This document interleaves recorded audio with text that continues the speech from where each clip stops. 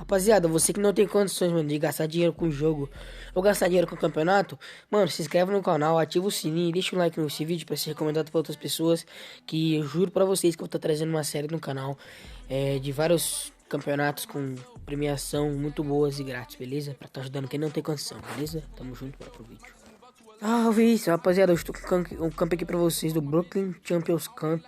É um campeonato muito bom, com premiação de R$ 100 no total. De primeiro, segundo, terceiro lugar. A inscrição é gratuita. A data prevista é para o dia 15 de agosto, beleza? 15/8. Tem até a premiação para MVP. O primeiro lugar leva R$ 50. O segundo lugar leva R$ 30. O primeiro leva R$ 20. Mano, é um campeonato que eu recomendo muito. Já vi vários campeonatos da Brooklyn, tá ligado? Só que eu nunca dei bola assim e tal.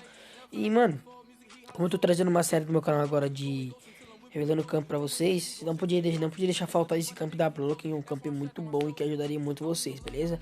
Mano, por favor aí, se inscreve no canal. Eu tô arrumando a 200 inscritos agora. Quando eu bater 100 inscritos, rapaziada, fiquei muito felizão.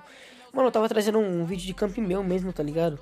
Só que acabou que o negócio tava muito desorganizado. Os caras falaram, como vocês sabem, eu não tenho, tipo, muitas salas pra doar, tá ligado?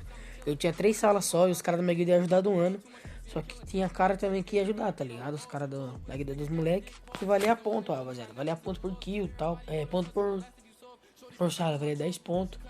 E eu já tinha somado pontos de todo mundo na cartela. E mesmo assim, os caras não deu bola, tá ligado? Os caras correram pra trás, mas isso aí. E rapaziada, se eu tô aqui ó, mudando de foto um pro lado pro outro, tô clicando na foto pra não apagar, pra não desligar o celular, é porque essa foto que eu tirei uma print lá do Insta dos caras e tô aqui agora na minha galeria, beleza?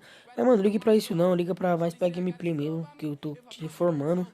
E muito obrigadão, hein, mano. Deixa o likezão no vídeo, falou.